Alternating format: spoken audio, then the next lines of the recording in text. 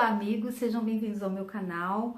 No vídeo de hoje é um vídeo muito especial.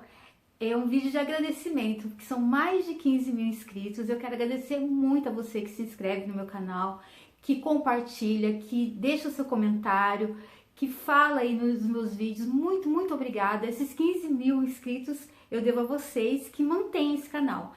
E em comemoração, né, a esses 15 mil inscritos, existe uma pergunta que sempre é recorrente no meu canal, que é sobre adaptação curricular. Muitos pais querem saber como é feita essa adaptação curricular, muitos professores não sabem como fazer. E hoje eu trouxe aqui o Dr. Lucelmo, ele já veio no meu canal algumas vezes, né? Vocês já conhecem ele aqui. E ele vai falar um pouco sobre isso, né? Sobre adaptação curricular, qual é a importância, né, para a criança com autismo, o aluno com autismo ter essa adaptação curricular e também como deve ser feita essa adaptação curricular. Em primeiro lugar, muito obrigada, Lucelmo, pela sua presença mais uma vez no nosso canal, né?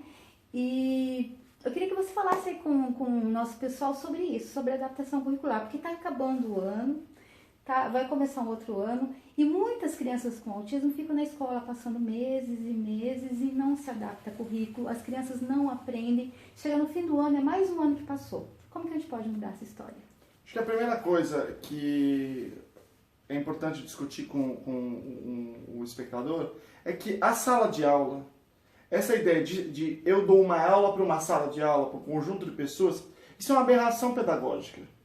Porque as pessoas não são iguais. Então, o ideal, se a gente pensar do ponto de vista mais estreito, assim, seria que cada um tivesse o seu currículo individual. Esse é o ideal da educação. Qual que é o problema? Fazer um currículo para cada pessoa é muito custoso. Demanda muito trabalho. Quer dizer, nosso sistema é todo organizado para uma formação de massa. Então, se você pega as pessoas, então, se você faz um gráfico de como elas se distribuem, a maioria tem uma faixa mediana, está numa faixa mediana. Ou seja, você tem um grupo que tem um desempenho muito alto e você tem um grupo de desempenho baixo dentro de uma certa média. E aí, o que é a aula? É alguma coisa que traça a média. Então você tem um aluno muito bom que está subaproveitado, você tem um aluno que puxa para chegar naquela média, ele sua. Então esse grupo está conseguindo aproveitar esse currículo. No entanto, existe uma faixa que está fora, que não está conseguindo aproveitar esse currículo. Ou seja, nem ele se esforçando muito, ele vai conseguir aproveitar. Que é justamente o papel da educação especial. Olhar para este grupo que está fora dessa média, que não consegue trabalhar com esse currículo. E aí, você tem que olhar com carinho para ele e dizer assim, ó, já que eu não consigo fazer para todos o currículo individualizado, por questões econômicas, porque dá muito trabalho, precisa de muitos profissionais, para este grupo aqui eu preciso ter esse olhar, porque esse grupo aqui precisa de uma coisa individualizada. Então, cada sujeito tem o seu comportamento, tem as suas habilidades, tem as suas dificuldades, e a gente tem que trabalhar olhando para esse indivíduo e adaptando dentro do currículo. Digamos assim, eu estou trabalhando na alfabetização. Então, eu não vou trabalhar uma outra coisa que não tem nada a ver com a alfabetização. Eu vou dizer assim, esse sujeito tem condições de ser alfabetizado agora? Se sim, eu vou começar a fazer da maneira que ele aprende, que pode ser diferente. Se não, qual é o pré-requisito para a alfabetização que eu tenho que trabalhar aqui agora? Então eu vou ter que delinear ali o que esse sujeito precisa. Porque se ele está fora da média, a nossa obrigação humana com ele, legal com ele, é adaptar para que seja acessível para ele. Certo. E no caso das crianças com autismo, né? Como que os professores, a quem eles podem recorrer? Como que eles podem fazer essa adaptação curricular, de um modo geral? Porque é o que a gente vê, que os currículos de um modo geral, das pessoas com necessidades educacionais especiais, de inclusão, que estão dentro da sala de aula, não se tem esse olhar que você citou. E eu percebo assim, e é uma pergunta também recorrente no meu canal, dos próprios professores que não saberem como adaptar. Existe algum lugar que eles possam buscar para que essa adaptação seja feita de maneira correta, que atenda às necessidades dessas crianças? Então, o problema nosso é que a nossa formação universitária, tanto a pedagogia, o curso de licenciatura qualquer, até mesmo a pós-graduação, várias pós-graduações, não todas, né? Eles são muito discursivos. Então eles discursam sobre a importância da inclusão, mas não te dão ferramenta técnica para como incluir essas pessoas. E aí que está o gargalo, que a gente não consegue... eu quero fazer adaptação currículo, mas como fazer isso? Isso eu acho que é difícil mesmo. Acho que tem vários caminhos, né, para poder começar a pensar isso. O primeiro, o mais importante, é conseguir fazer boas avaliações, avaliação do sujeito. Quer dizer, assim, você tem autismo, você tem, não sei, isso não é irrelevante. Não é o diagnóstico que determina quem é o sujeito. É aquele sujeito que eu preciso avaliar. Então existem uma série de instrumentos técnicos que eu posso utilizar para avaliar. Eu vou dar um exemplo de um deles que pode ser utilizado por professores. Você pode, inclusive, pegar a tese de validação, estudar o próprio instrumento, que é o VB-MAP. Você pode colocar na descrição aí. As pessoas têm acesso à tese, inclusive, de validação no Brasil. O VB-MAP é um instrumento que consegue dizer o que aquele sujeito precisa naquele momento. Quais são as habilidades que ele tem e quais estão faltando, para eu poder delinear e poder adaptar. Porque a gente faz assim. Ele tem deficiência, então faz coisa concreta. A pessoa com deficiência gosta de coisa concreta. Gente, pelo amor de Deus. Isso não existe, entendeu? É verdade que tem pessoas que gostam, é verdade que tem pessoas que não gostam.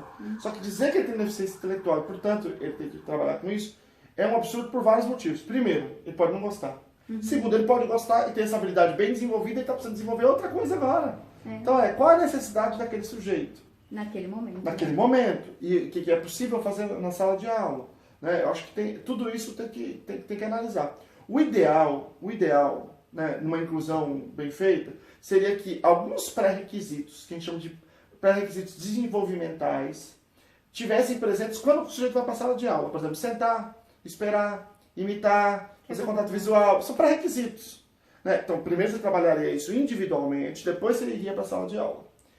E aí, na sala de aula, você trabalharia conteúdos acadêmicos. Você faria uma avaliação desse tipo e trabalharia conteúdos acadêmicos. No Brasil, tem uma esculhambação. Então, põe todo mundo na sala de aula regular, não importa se tem, se não tem, e eu falo para o professor, se vira nos 30. Então, na sala de aula, muitas vezes a gente tem que trabalhar com conteúdos desenvolvimentais. Muitas vezes eu tenho que ensinar a criança a sentar. E o currículo adaptado para ela hoje é essa. Eu preciso ensinar ela a sentar. Depois que eu ensinei a sentar, eu preciso ensiná-lo a esperar. Depois eu preciso ensinar ela a fazer contato visual, a fazer imitação. E aí depois eu entrar com conteúdo acadêmico. E aí eu deslancho ali. Então, é o que nós temos para hoje, digamos assim. A gente tem que fazer a adaptação sempre escravo do que a criança precisa. Então, esse modelo que você falou de primeira criança aprender todos esses pré-requisitos, essas habilidades, esse modelo é dos Estados Unidos, né? As crianças, elas não entram para a sala de aula de imediato, se elas não aprenderam ainda a sentar, até funcionar no ambiente com outras crianças na interação social de maneira adequada. Primeiro ela aprende tudo isso, só que a criança com autismo, ela chega na sala de aula sem nada disso. Não, isso não é um modelo dos Estados Unidos, é um modelo de qualquer país civilizado. Acontece que no Brasil tem uma ideologia chamada inclusão total, que eu não sei de onde que eles tiraram isso, que eles inventaram que não pode ter sala especial, por exemplo.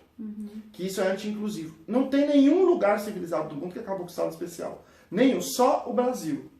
E aí o que a gente faz? A gente deixa escolas especializadas que, por conta do seu poder político, conseguiram se manter funcionando. E aí elas ficam meio marginalizadas, porque parece que eles não deveriam nem existir, desde o ponto de vista dos gerentes que gerem a educação. E aí acaba ficando sem fiscalização, sem orientação, e acaba não ficando na sua forma ideal também.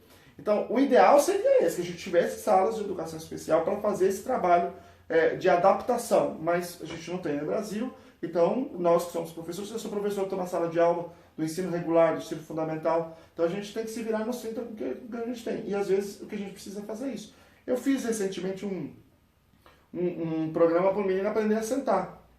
Ele está no segundo ano do ensino fundamental, ele não sentava nem um segundo. Então a gente teve que começar a ensinar a sentar na sala de aula do segundo ano e depois ensinar a fazer atividade, para depois ensinar as atividades. Aí foi fazendo a atividade mais difícil.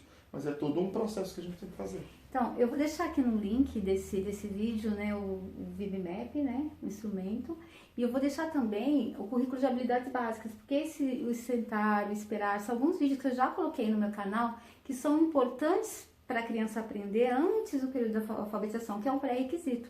Então, às vezes o professor está lá, vai entrar o ano, como que eu vou fazer adaptação curricular, como que eu vou olhar de maneira individual para essa criança. Então, eu vou deixar alguns materiais aqui no link para você poder pesquisar e poder ter uma base de como começar essa adaptação curricular. E tem que olhar, né, observar, né? Essa criança, ela precisa ser observada de acordo com as necessidades dela, né? Como o Luciano falou, às vezes o concreto não vai funcionar com ela. Então, observe de maneira individual cada criança. Quando vai adaptar um currículo, a gente tem que olhar para a maneira com que essa criança aprende, né? A zona neuronal de interesse dela, as aberturas dela, para a gente começar a adaptar o currículo. Então, aqui vou deixar esses instrumentos de avaliação, né? O currículo de habilidades básicas, para você pelo menos ter um norte, você professor. Para você, pai, também estudar isso, que é muito importante, os pais saberem o que está sendo dado para o seu filho, como que está sendo adaptado à realidade escolar dessa criança, tudo isso é muito importante. Então, acho que é isso, né, Anselmo? Acho que é um bom papo, importantíssimo. É um bom papo, e a gente vai continuar falando sobre isso, né, porque escola, inclusão, são coisas assim que no Brasil está caminhando a passos de lagartixa, mas está tendo bastante movimentação dos pais, né? Sim, sim. A gente vê aí, o Luciano é um pai, ele também está num grupo de pais do Nateia e está correndo atrás, né? Eu acredito que muita coisa vem por aí por causa dessa união dos pais, da boa vontade de muitos professores também. Bom, a gente vai ficando por aqui. Semana que vem tem um outro vídeo que eu vou falar sobre alguns materiais de alfabetização que eu utilizo lá na terapia, que vai ser bem legal para vocês. Um beijo grande no seu coração. Nós nos vemos semana que vem no próximo vídeo. Muito obrigada, tá, por terem assinado o meu canal. São 15 mil, a gente vai chegar em 20 mil rapidinho. E gratidão.